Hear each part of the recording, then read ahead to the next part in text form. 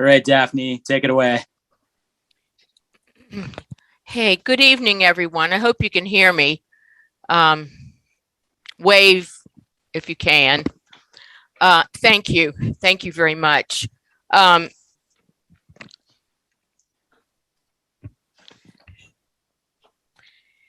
just wanted to welcome everyone to this special meeting of the Garrett County NAACP. We have a really special guest tonight. And while everybody's getting situated, because I'm not sure how many people are trying to get on here, I think there's probably a lot. So we have a few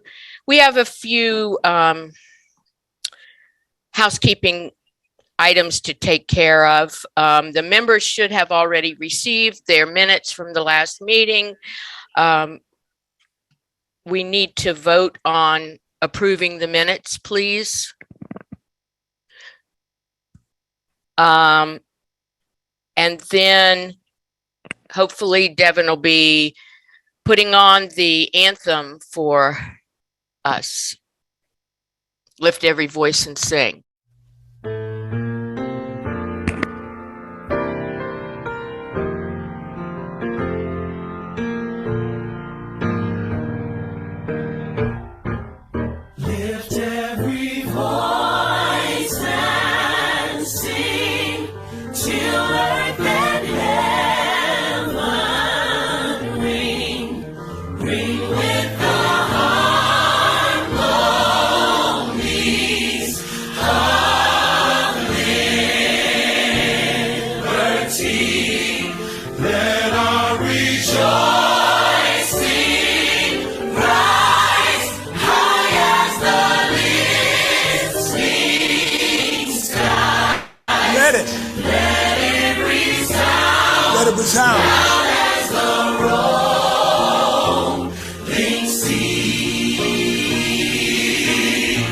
I like this part right here. Come on. Sing a song full of the faith that the dark past has taught us. Sing a song full of the hope that the present has brought us. Facing the rising sun of a new day begun. Let us march on till victory is won. Now we add a little something to it, just to encourage you. We're gonna take you to church later. Let's go! We'll keep marching right until the victory is won. To all my brothers out there, hold your head up, brother, till the victory is won. To all my sisters in the struggle, keep believing, sister, till the victory is won. Till that day comes, hey, let us march on to victory. Till victory is won.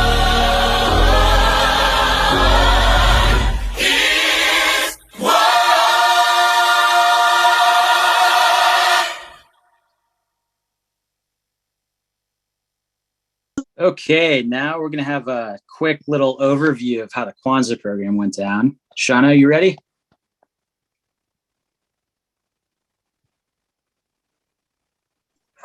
Hey everyone, yes, I'm ready.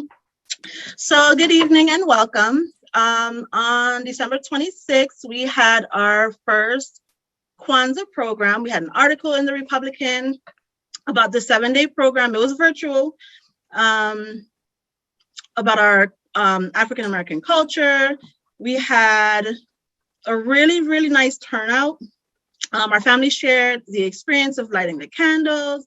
The Kinara candles, I should say, acknowledging the importance of the principles for each day. So we had little clips on Facebook and Instagram every day, letting everyone know what candle to light for each day.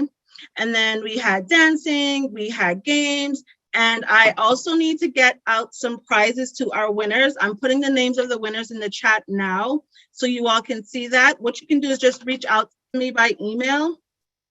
I'll put that in the chat as well. But thanks again. Okay, next we have Adele Naylor.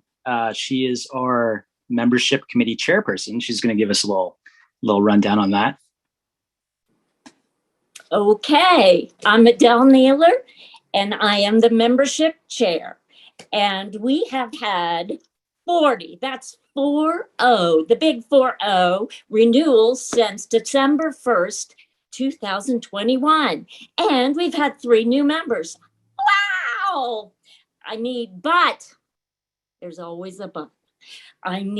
There's a lot of people that have to renew in February.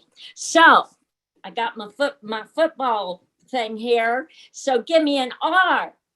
Give me an E. Give me an N. Give me an E. Give me a W. What does it spell? Renew. Renew.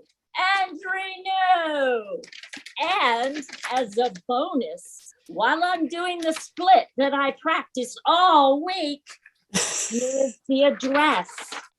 .org. Oh, sorry. Yay! .org. Sorry, I'm a terrible cheerleader, but I did my split. So that's GCNAACP.org.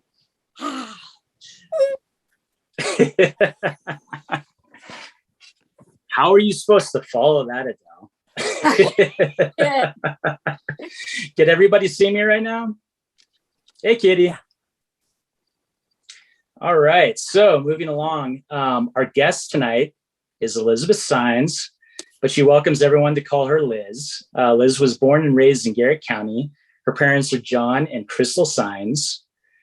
After graduating from Southern in 2012, she went to UMBC for a year and then transferred to Cornell University.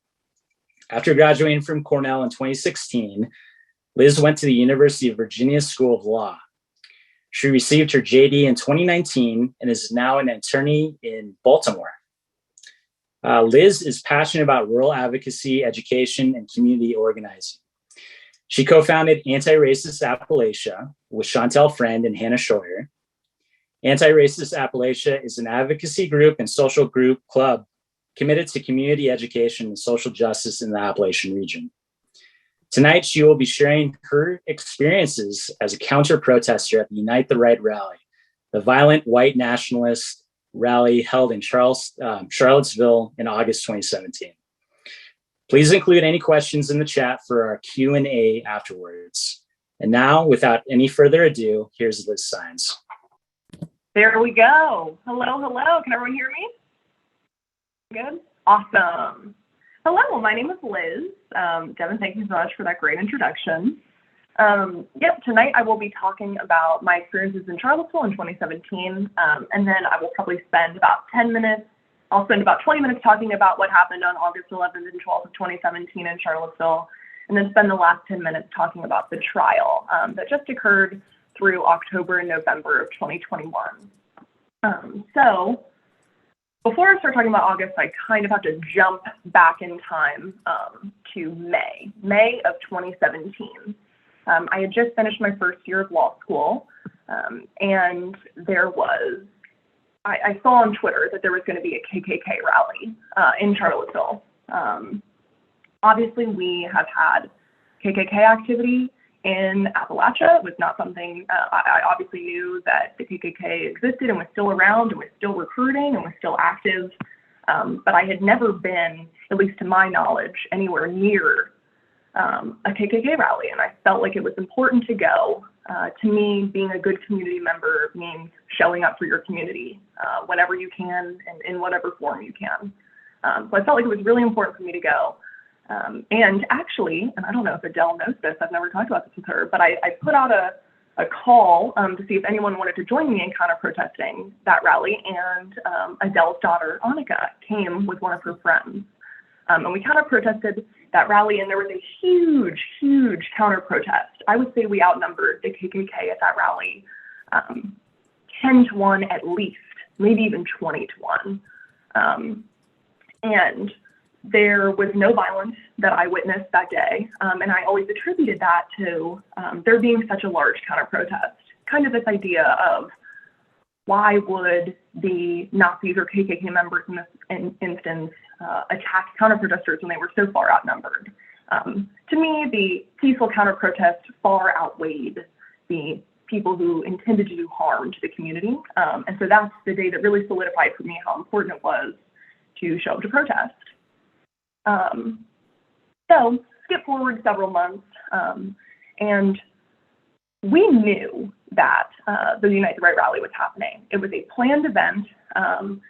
It was all over Twitter and Facebook that entire summer. They called it the Summer of Hate, or the Block Party spelled with 3 Ks. And that's how I kind of followed the events. I arrived back on campus that second week of August to do on-campus interviews. How it works when you are going to law school is you kind of have like a big career fair at the end of the summer when you come back for school to get a job or internship for the next summer. So we were there and I was doing 30, 40 interviews in this 1 week. It's really intense. So that Friday, after I finished all my interviews, and that's significant also because we were the only people on campus.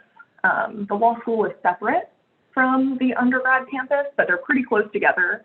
And the undergrad was not yet back, and only my class of the law school had come back to Charlottesville so far. So after that week of interviews, and I think I'd had like 10 interviews that day, I was laying on my couch at home, just scrolling on Twitter, and I knew that the Unite the Right rally would be the following day, but I saw on Twitter that there was a surprise torchlight march. And I knew what that meant because Richard Spencer, who is a leader of the modern day Nazi party, had a torchlight rally earlier that year, not at the KKK rally, but actually in May of 2017 in Charlottesville. And so I knew what those torches meant.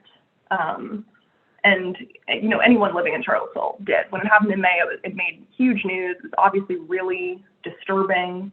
And so when I saw that there were reports of people who were holding torches on campus, I got in my car immediately, went down to campus, saw if it was true. And if you were at all familiar with UVA's campus, which you probably are, but right when you're getting into campus, there are these volleyball courts. And I saw several people, all white men, young, decently young, white polos, holding torches, and I knew it was true. I asked my roommate if she wanted to counter-protest with me. Her name is Leanne. She did. I went to pick her up, and we headed back to campus. So on UVA's campus, there's this really big, kind of like the heart of campus. It's called the Lawn. And that's where we figured they would be headed. We didn't know for sure, again, because this was the surprise part of the Unite the Right rally. But we headed to the Lawn, and sure enough, right when we arrived, we stood at what I would call the top of the lawn, and it's by this building called the Rotunda, which is like this big building. It's a rotunda. I looked down the length of the lawn, which is very, very long, and you heard it before you saw it. We heard chanting. At first, all we could hear was, "You will not replace us, and Jews will not replace us."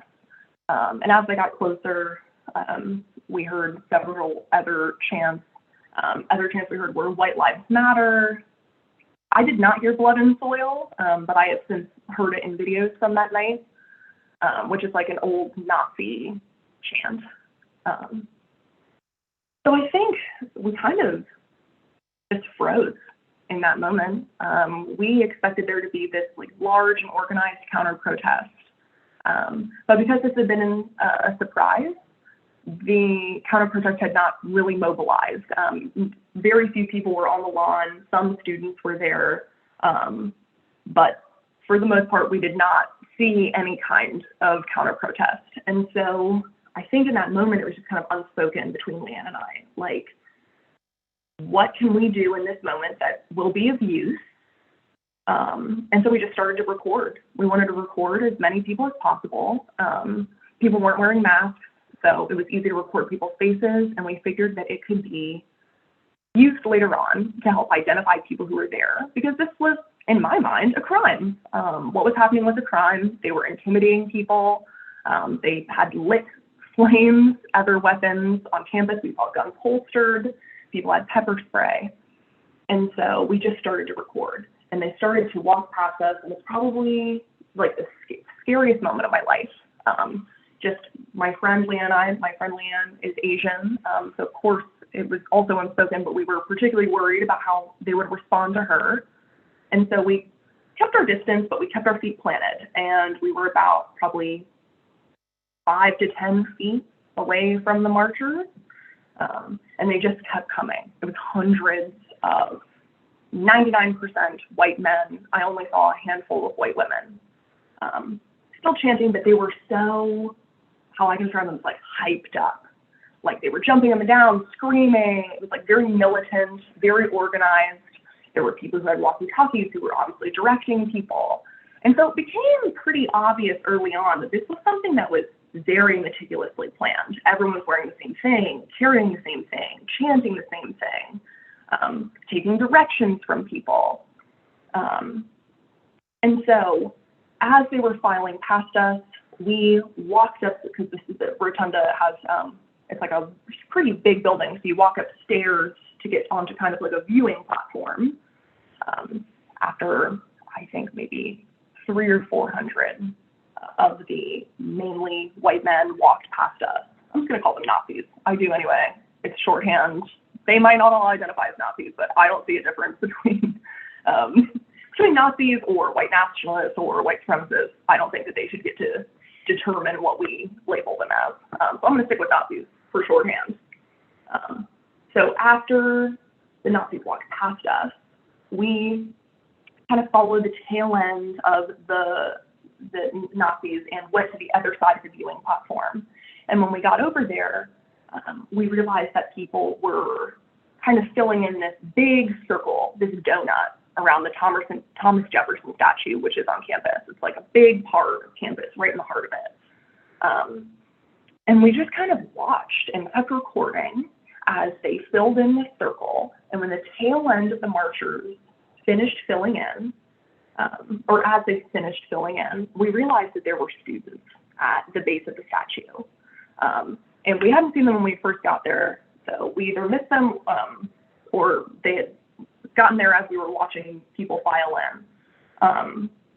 But they were linked arms, and we knew they were students because they were holding a sign like this. They had it above their like eyes, kind of protecting their faces, and the sign said, "VA students act against white supremacy." And so Leanne and I, you can hear, I have a video of this entire event, and so does my friend Leanne, which becomes a key part of the story later on. But, you know, you can hear us on the video. We say, like, oh my God, there are students there. Like, what can we do? Like, they're being trapped by the Nazis. Like, and it was obviously getting increasingly more terrifying as hundreds and hundreds of people are kind of filing in and trapping them in with this like human circle. But it was only probably a matter of maybe 10, 15 seconds when the marchers finally filled in that last little bit of the circle around the statue, and they just started attacking the students who were at the base of the statue. And as my friend Leanne said, it was like watching cancer cells attack a healthy cell. It was systematic.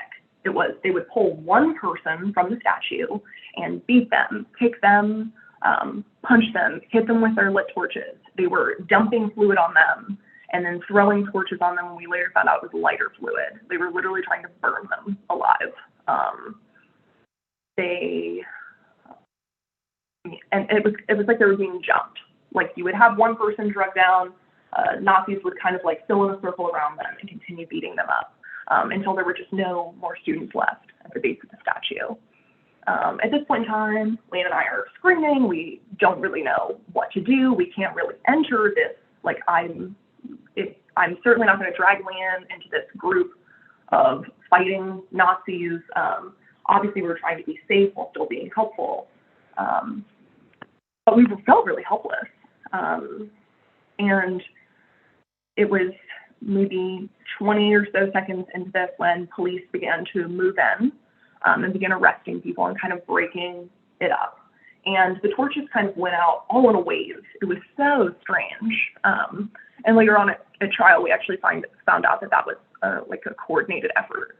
Like they had some kind of signal to put out all their torches at once. But the torches just kind of go out in a wave, and people are being arrested, and it's just chaos. And in this chaos, we see this group of people start walking up back towards us, back up the stairs with the rotunda to the viewing platform that we're on. And it was really strange, obviously, because there's so much chaos happening, and then there are just these random, I would say maybe 6 to 8 people walking up the stairs, and it kind of just immediately caught your eye. It was one man who looked like he had some kind of security detail, like some guys who were like kind of looking over their shoulders and like keeping kind of like a circle or square around him, and 3 young kids. I called them Nazi interns. They were about 12 to 15, very young boys, also wearing the polos. And when he got closer, the person that we could see they were protecting, we realized it was Richard Spencer. I recognized him immediately from his haircut. At that point in time, he'd been giving a lot of speeches at colleges, so he'd been in the news a lot. And so at that point, I knew who he was and could recognize him by his haircut and then his face as he got closer.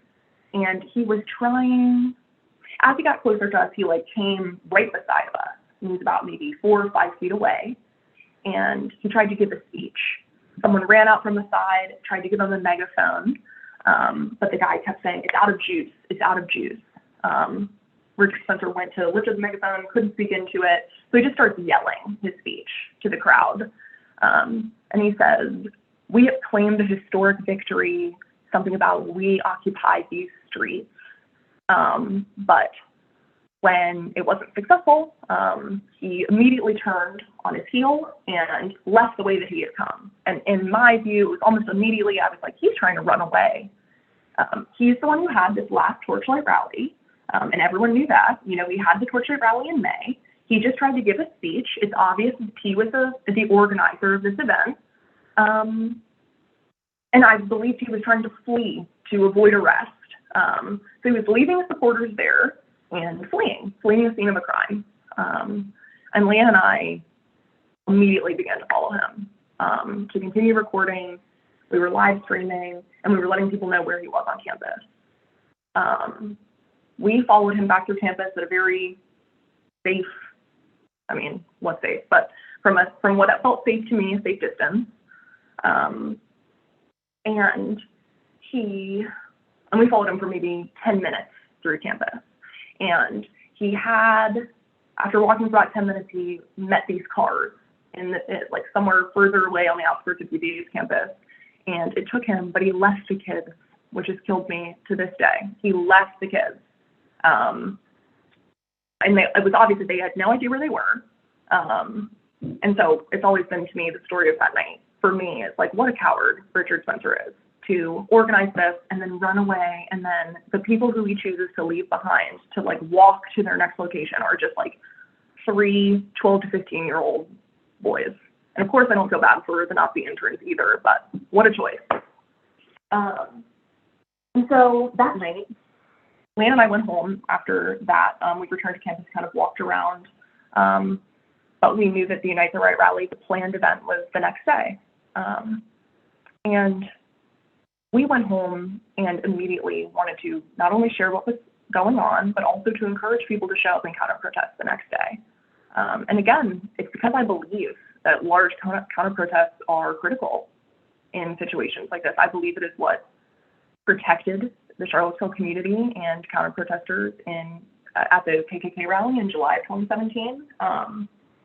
And I believe that counter-protest works. And I think that is how most of the people who were, I mean, I can't speak for everyone who was a counter-protester in Charlottesville, but it's certainly a shared sentiment among many of us. So we wrote and we posted it in Facebook groups that we felt had like-minded people. And we just said, here's what happened tonight. This is why we think you should show up tomorrow. And we also weren't committed to showing up the next day for the same reason. August 11th did not dissuade me from showing up on August 12th. I thought it was all the more important to go. And I also don't think, looking back, that I had full understanding of what they were capable of the night of August 11th. So the next day, Lane and I woke up. We had a meeting at the law school, and it was during this that we saw all of the violence that was occurring downtown. And so those famous images and videos from August 12th of like the people fighting in Charlottesville, I did not witness any of that on August 12th. I arrived after those, I don't know what to call them. I would say those, I don't want to call them fights because it seems like it's two-sided. But the violence that occurred on August 12th, I was not there for. I arrived after the fact. I arrived right downtown when they were declaring a state of emergency. And so people were being pushed out of the parks and kind of like dispersed throughout. There was no like central location for anything on August 12th. I think a lot of people thought that it would the demonstrations would be occurring in parks, but really it spread out all through downtown. And so we kind of walked through downtown looking for counter demonstrations, of which there were several. So we like kept happening upon them and just kind of observing what was happening. Eventually we found ourselves in McIntyre Park, which is, it's called McGuffey Park.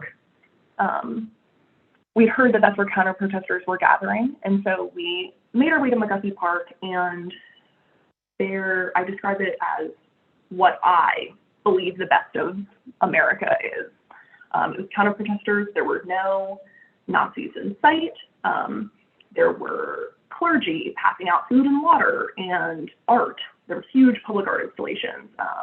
People of every race, people of every gender, people of all abilities and sexual orientations, gender expressions. It was truly moving. People were talking and chanting, dancing, just kind of rehydrating and regrouping and finding community and some kind of unity in obviously such a dark day in our community. And we were there for probably an hour when there was a call and repeat cheer. And basically, like, I guess maybe people from several organizations did a call and repeat, and they were having us call and repeat that there were reports that Nazis were gathering in Friendship Court, which is a neighborhood where there's a lot of Section 8 housing, and it's where a number of Black Charlottesvillians live. And so that's why the Nazis were targeting this particular neighborhood. And they were intimidating people and not letting them out of their homes. And so the, I don't know what to call them, maybe lead organizers asked if we would go and counter-protest peacefully to help people be able to enter and leave Friendship Court free from harassment and intimidation by Nazis. We started to walk. Took us a while to gather up all of our things, but then we marched, and it was probably like 50 to 100 people. It was beautiful, it was moving, everyone was singing and chanting, and people were like stopping their cars on the side of the road to join this and, popping their heads out, cheering, marching, and it was so beautiful that I started to cry. It was truly like after seeing Charlottesville for the last 36 hours, having that experience with so many like-minded people was beautiful. And we got kind of to the top of this hill, and you can kind of look out to the other side of the downtown of Charlottesville, and there was an equally large counter protests just like ours coming from another space. And we all just started to celebrate. We were right in the middle of the street. We kind of converged and just started dancing and singing, hundreds of counter protesters. And in the video, I literally say, there's not a white nationalist in sight. Like, it just felt like we had won. It had felt like we had taken back our town, Nazis were gone, and this was like a celebratory moment. The organizers or whoever was on the front of the crowd chanted, go left, and we headed up 4th Street. And we're still chanting and singing, and that's when you heard it before you saw it. And it was just screaming and a noise I will never forget, which was just metal hitting bodies. It sounded like if you would take a metal baseball bat and run it against a wooden fence. It was just guns. And I mean, horrific. I do not know to this day how I jumped out of the front of the car, but I was immediately in front of the car and then I wasn't. There's actually a picture that had like seen the car go down, and I immediately, you can see my head, I'm truly right in front of the car. And I believe my friend Leanne pulled me out of the way. After that, it kind of happened in slow motion to me. And I somehow turned around to face the car. I had my back pressed on a building that's on, like, behind me. And so I'm looking out and I see the car pass me and crash into a car that had been at the base of the street. And in that moment, I remember thinking it had to have been an accident. Like, it still had not occurred to me that someone could ever do something so horrific on purpose. But when he began to reverse and hit people that he had run over, it was obvious then that it had been an attack. And it was just panic. That street is particularly narrow, and there were just not really many places for people to go to escape the car. And so Leanne and I were very fortunate. Someone had yelled, go to the alleys, go to the alleys. And we were only about 5 feet back from an alley. And we ran into one, and someone screamed, get on the concrete stairs. And we run up onto this big set of concrete stairs, and we just kind of waited because we didn't know if he would be coming back. We didn't know if this was some kind of coordinated attack and there were going to be other people coming. And I'm live on my phone. So my friends and family had just seen this happen, and I'm having a panic attack. I begin to panic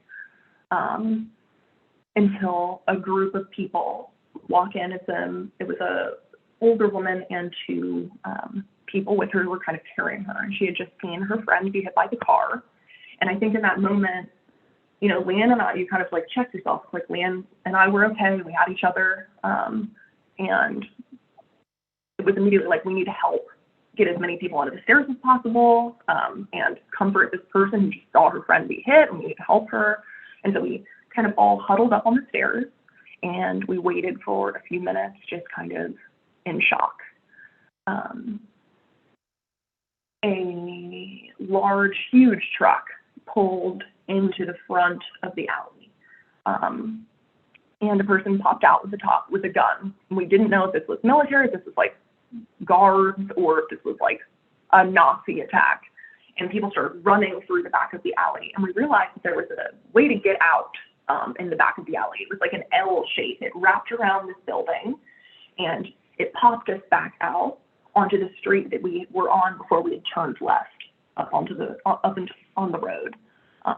So we run out the back of the alley, and we kind of can look back up at 4th Street, and it's just something that I will never forget. It was so many people having panic attacks and people who were very seriously injured, and it's just like groups, pockets of people trying to help other people. People who were very critically injured, like people were using their signs to shield them for privacy. And I had no medical training.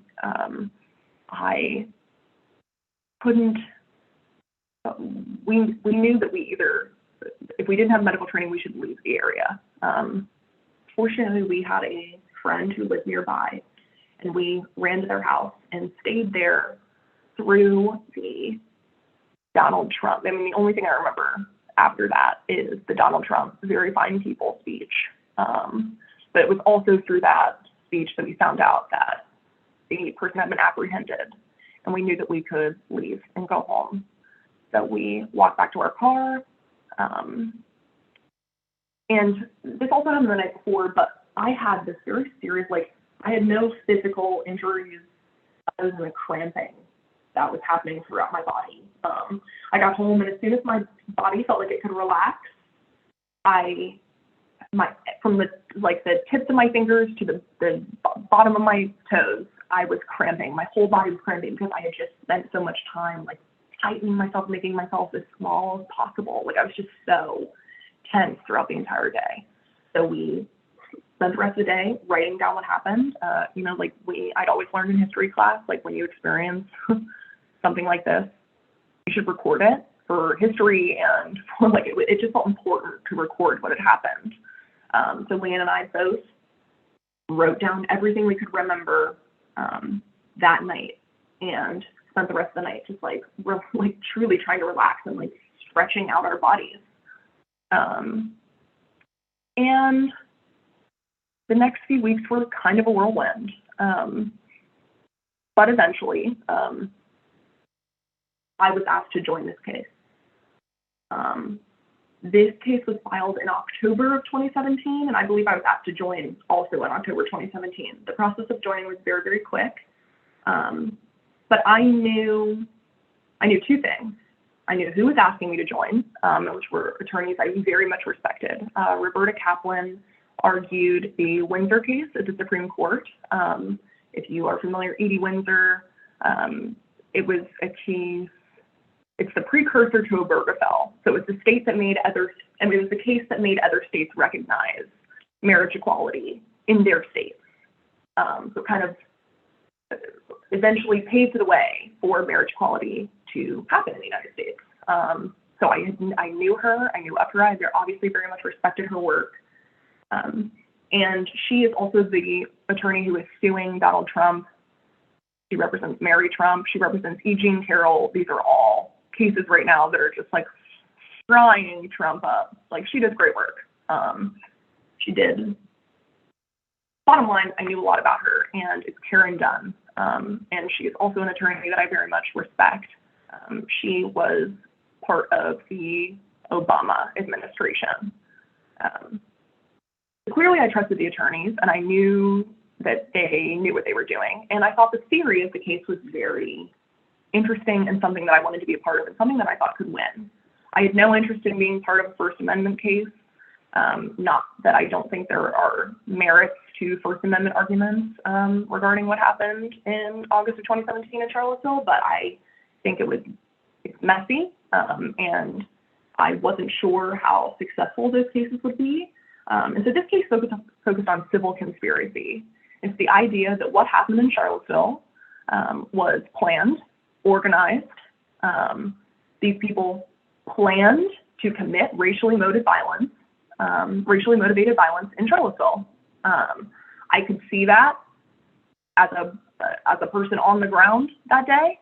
As I read more and more evidence, I realized I did not even understand the tip of the iceberg of how much went into planning and organizing, and just how much racial animus was woven into absolutely every decision. And I overall thought it was really important. I thought the case, win or lose, would be really significant in just discovering what happened, what really happened, getting to the truth of what happened. And so, the next 4 years, truly, we jumped forward 4 years with the pandemic. I think we had 5 different trial dates. It was long. And, we did depositions. We did a ton of document discovery. We had a lot of Nazis who did not want to participate in the discovery process, who threw their phones in toilets. When I tell you, everything was an uphill battle. I should also mention that the case was funded by Integrity First for America, which is a nonprofit that was specifically created to fund this case and promote it.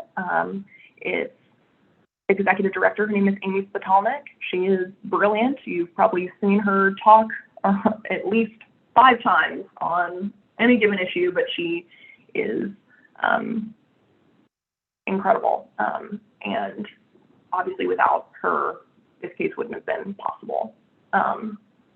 So jump forward to October of 2021, we finally go to trial. We all stayed in a hotel, and it was amazing as an attorney to just see how much goes into running a trial of this size. It was Kaplan, Hecker, and Fink, which is Robbie Kaplan's firm. Paul Dunn, which is another really big firm, and Cooley, which is a law firm as well. There were 70 or 80 attorneys working on this case at any given point in Charlottesville just for trial. Like, when I tell you, it was like, I describe it as a company town. Like, it was just wild to see. And they were working, I've never seen people, it was round the clock, people were working on this case. And I mean, I guess I should also step back and say, I was one of, I believe we had 9 plaintiffs, and they were all students, citizens of Charlottesville, residents of Charlottesville, and over 20 white nationalist organizations and individuals. So that's why so many people had to work on the case, because there was truly just so much to do. And that process was grueling. I did so much prep that entire time. It's like a full-time job, it felt like. Just meticulous practice. I won't get too much into it. I'm sure a lot of that is privileged, but it was just meticulous preparation. And just seeing and witnessing trial and being, they didn't allow there to be any video cameras, but there was a live audio feed. But we, only plaintiffs and like people involved with the case and some press, were actually able to watch in person or through a video feed. And I mean, it's just, I don't know if I realized how big of an impact that this trial had until I was there, until I was in Charlottesville and we were in the midst of trial, because it was only up until that point that I realized just how much information we had uncovered. And so it was about a 6-week trial, 5 or 6 week trial, and in the end, we were rewarded $26 million in damages. Every single defendant was found liable. The jury deadlocked on the 2 federal claims, but found the defendants liable for state conspiracy claims. So they did find that they conspired to commit violence, and in a separate piece also found that people at the Torchlight March had committed violence on account of racial animus, like a legal way to say it. There's like a more technical way to say it, but the racial animus piece was found because of the Torchlight March. And it was a win, a huge win. Not only, I mean, the point of this case was to bankrupt Nazis and to figure out the truth. And I consider it a huge success. $26 million, I think we were, maybe I shouldn't say I was shocked. I was very happy with the verdict, but I'm more happy about the amount of information that we have uncovered about the way white nationalist groups organize, recruit, operate. Those were all things that we now have extensively detailed record of in public records because of this trial. And that was all part of this case. Our attorneys did thousands of hours of work figuring out just core beliefs and the way that Nazis operate. In discovery, we found guidebooks that pretty much talk about, it's called front stage, backstage. What we had experts testify to what Nazis say in public and what that means in private and things like that. And just being privy to information like that, I can't wait to see the studies and research and works that come out of analyzing the information that we uncovered about white nationalist groups at trial and through the discovery process. I've talked for a long time. I've been recording, timing myself. I can open up for questions. I think that is, I'm sorry that I didn't have a punchier ending. No, that was fantastic. Thank you so much, Liz. We really appreciate everything. Let's start out with a couple of questions here. Let's start out with Brian's question. Brian asks, did the FBI or any other agency request your video? I was questioned by, I'm sorry that I can't answer this question better. I have been questioned by several different groups, and my videos I have allowed to be shared with federal and like local authorities.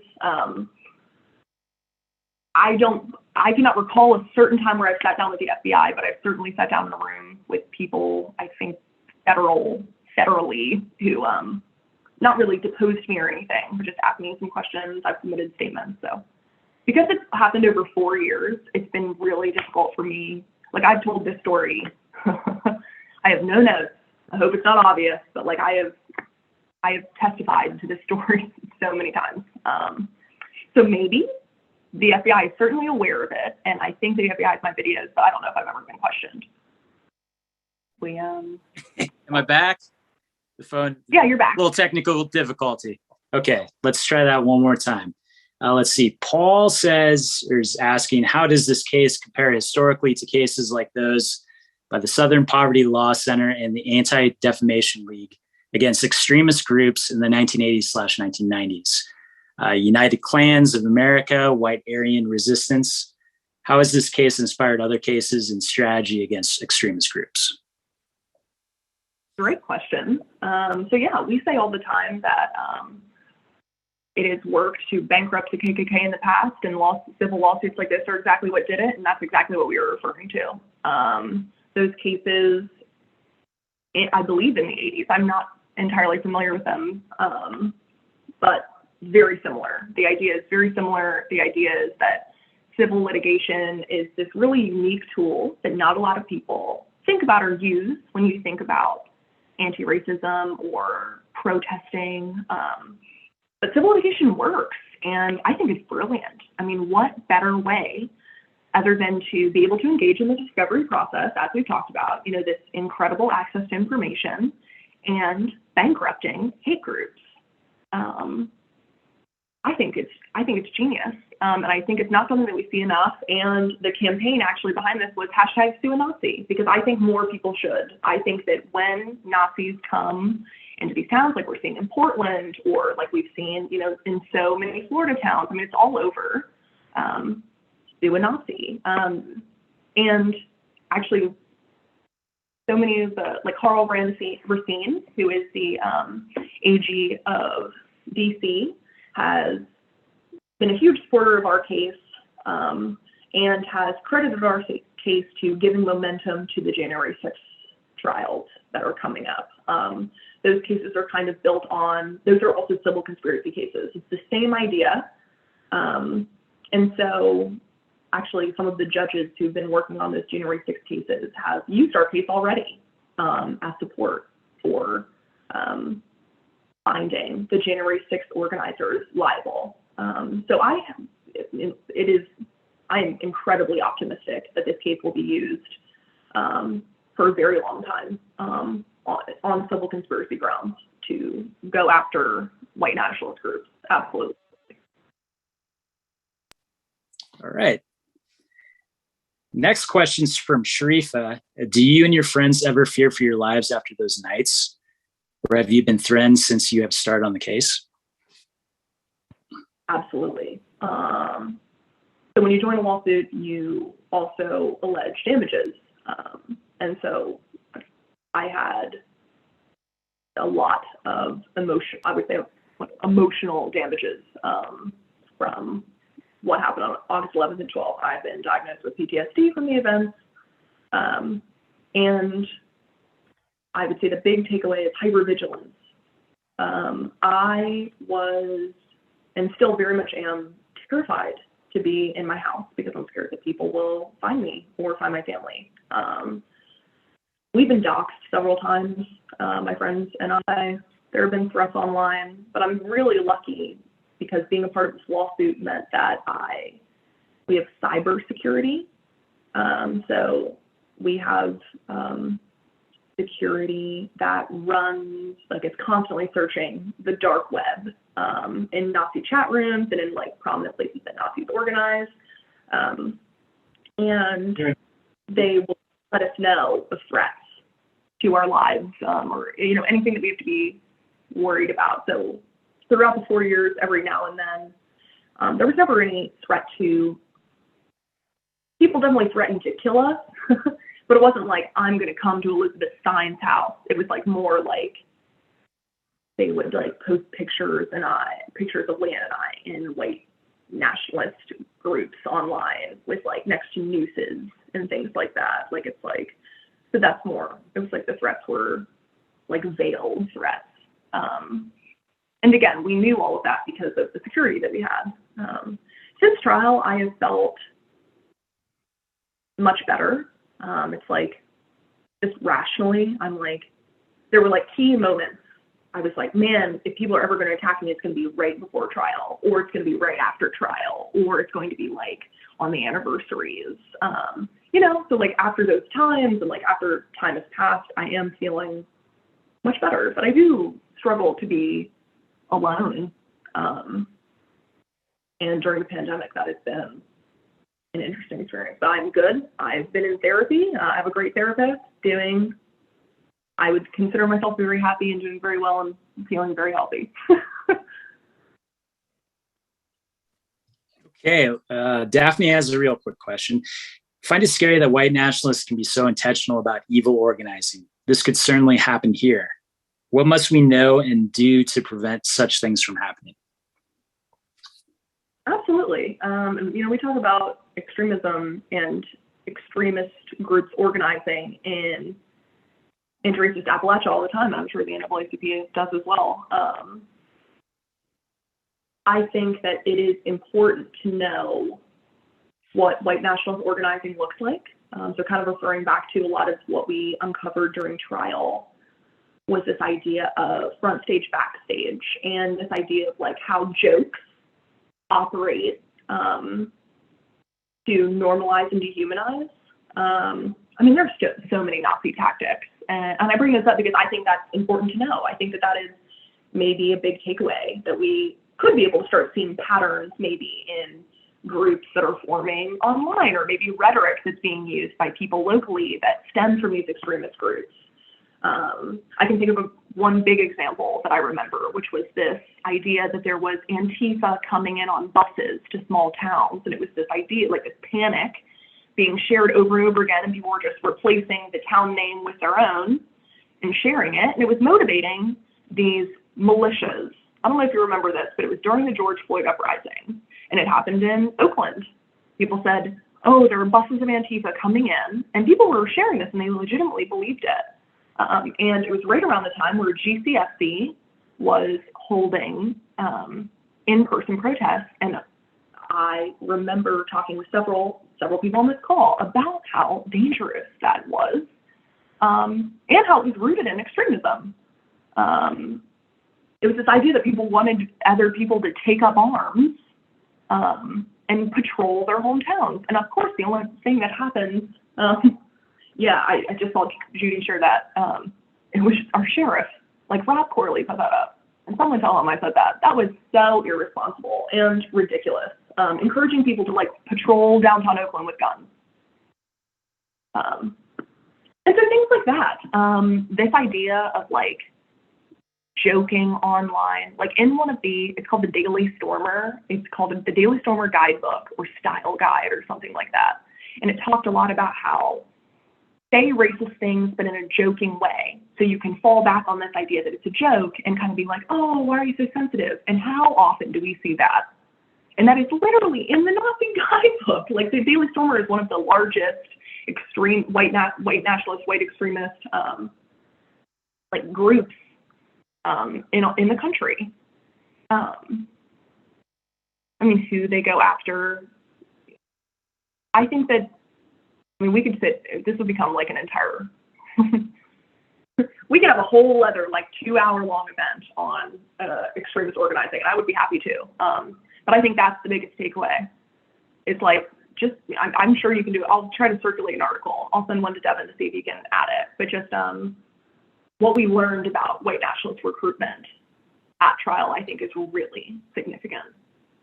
Okay, so Samantha's asking, were the defendants organized in their defense? Could you repeat the question? I'm sorry. Sure. Samantha asks, were the defendants organized in their defense? Oh, like at trial? Yeah, So, I think that, I'm assuming that's what she's referring to. Yeah. I don't know if anyone followed the trial, but when I tell you that, I'm not going to curse, but it was a S-word show. Like, it was just from the very first day. I think we knew it would be wild. Like, we knew it would be shocking, but I don't know if any person involved was prepared for the level at which we would be continuously shocked for 6 weeks. So yes and no. Some of them shared an attorney. But by and large, in Charlottesville, it's kind of become a who can throw who under the bus. So it was a lot of finger pointing. It was a lot of blaming. A lot of them is like Richard Spencer. It also came out at trial. Like, Richard Spencer is responsible for breaking up like 4 people from their girlfriends. Like, when I tell you, like, it is a mess, both personally and I don't want to call it professionally, but within the movement. Like, in terms of disagreements about, I don't know, theory, I have no idea. Like, for example, a lot of people hate Jason Kessler because he refuses to give the Nazi salute. Like, we're talking like that kind of just absolute craziness. So some of them were friends and kind of helped each other, but by and large, a lot of them were like fighting and would use any opportunity to say something negative about someone else. So like 2 feature people were Richard Spencer and Jason Kessler. Jason Kessler is I call him the local Nazi. He's from Charlottesville. Everyone knows him locally. And they just fought the entire trial. And Richard Spencer and Chris Cantwell represented themselves. So they were able to speak in court. They were able, to give closing statements.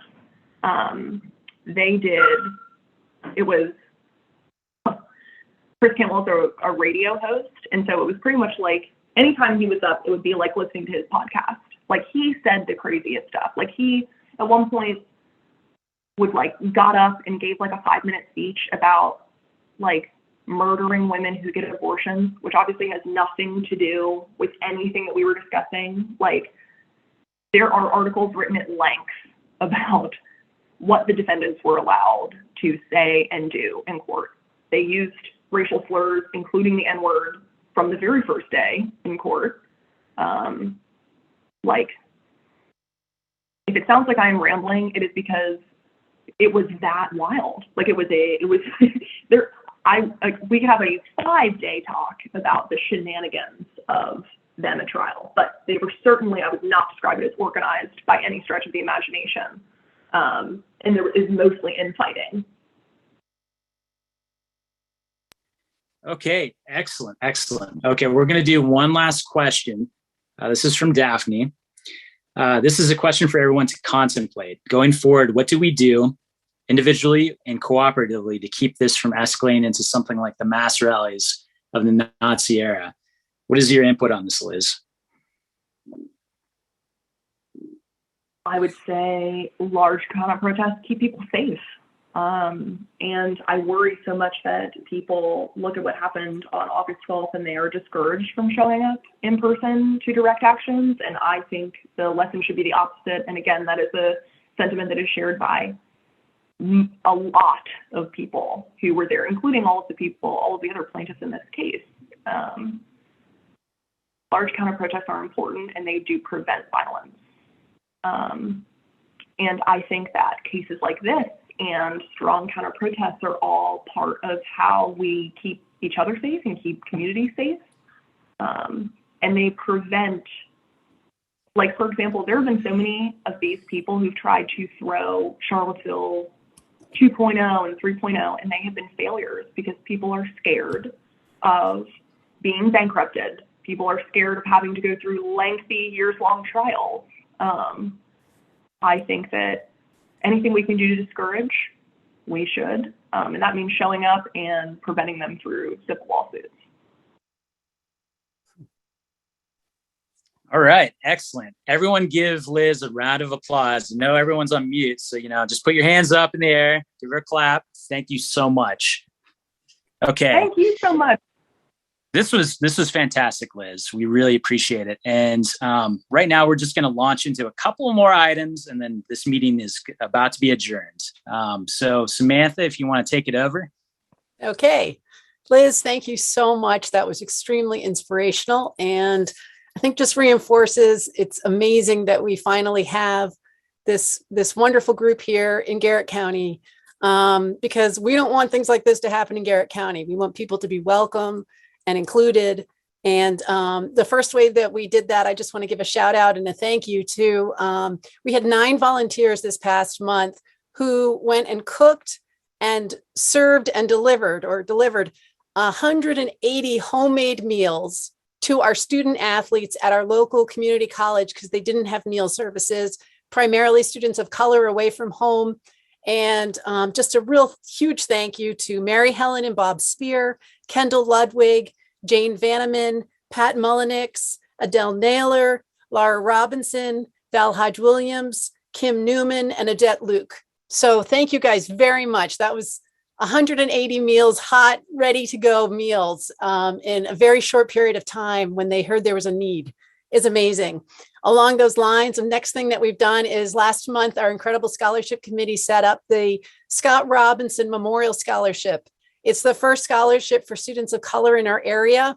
And the reason that's important is that although local students kind of can have almost a free ride when they're here at school, when there's students coming from the other areas, the other counties, they have to deal with a gap of over $5,000. And that's after loans, after grants, after all of that. So they've got a huge amount of insecurity in terms of food and things like that. That's why we had to supply meals and things like that. So we've set up this scholarship for students of color. There's going to be a link. If you go to our website, which Adele did an amazing job of, GCNAACP.org. There we go, Adele. She's holding it up. If you go there, there's both a donate to us or donate to the scholarship. And 100% of what you give, there's no administrative costs. It's tax write-off, and 100% of what you give goes straight to the students. Then the 2 other things is, 1, I'm an assistant secretary, but I have no one to assist. So if you would like me to assist you as the secretary, it would be my honor. So if there's anyone out there interested in being secretary, that is a position that we currently have open, as well as assistant treasurer who can assist Shauna. So please email us, go to the website, contact us.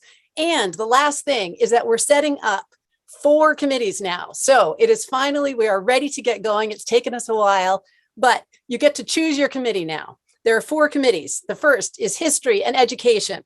And that includes our speakers, Chautauqua, Black History Month, all those kind of things. So if that's your kind of thing, write to us, email us. I'm waiting to hear from you that you want to be on that committee. Or if you're into events and celebrations, so that would be Juneteenth, our September picnic, and Kwanzaa, which was amazing, and it's going to be annual, then you should choose that committee and write to us, email us. There's the 3rd committee, political action, which is nonpartisan, voter registration and rights, as well as candidate programs and forums. So again, this is nonpartisan. We just want to get people voting and educated. And the last one is college outreach. So it's all the things other than a scholarship, how you can support the students here. Unfortunately, we found out that students of color have extremely high attrition rates. They about 2/3 drop out within the first year, a lot of times because they don't feel welcome in our county. And we want to change that. And so we're interested in your ideas. Of course, because of COVID right now, we can only do that in extremely safe ways for both us and for the athletes and students. But, even if it's virtual, some kind of ways to support them. So college outreach is the fourth committee. So that's what we're doing. And email us, write us, go to our website. And I think that's all. I hand it back to you, Devin. Oh, last thing, the scholarship committee. We raised $6,000 out of our $12,000 goal so far. And that's in 1 month. So that was a pretty fantastic committee we already have going. They are phenomenal. So we're about halfway there. Okay, back to you, Devin. All right. Thank you, Sam. That was excellent. Okay, so we're going to wrap this up real fast. I have an announcement to make for Black History Month program. We're having 2 special guest speakers at the end of the month on February 28th. Our first speaker is going to be Ryan Herod, who's the Dean of Academic Affairs over at Garrett College. And he's going to be teaming up with somebody from WVU. We're going to announce them later. They're a bit of a surprise right now. They're tag teaming, and they're going to be relaying some information on local Western Maryland and as well as Garrett County history. So look forward to that. They are the warm-up speakers. Our keynote speaker for this month and our inaugural year is Nadine Wilkinson Johnson. Nadine Wilkinson Johnson was one of the first Black students to integrate schools in 1960. She was actually technically younger than Ruby Bridges when she was integrated into the schools in Roanoke, Virginia. She's been gracious enough to be our keynote speaker on February 28th, and we look forward to sharing that with you. We'll be sending out invites soon, so keep an eye out for that stuff. And at this point, we're going to adjourn the meeting. Daphne, if you want to do the honors. Thank you all for attending, and especially we have to thank our own Elizabeth Sines. We are all so proud that she could take a stand against oppression. But the call is we are all going to have to be ready to do that, I'm afraid. So thank you for attending. I hope to see you at some of our future meetings, particularly the Black History Month events. Thank you. Good night. Good night, everybody. Thank you. Hey, stay warm. It's cold out there. Bye. Bye. Bye, Haley. Bye, Tiffany. Bye, Holly.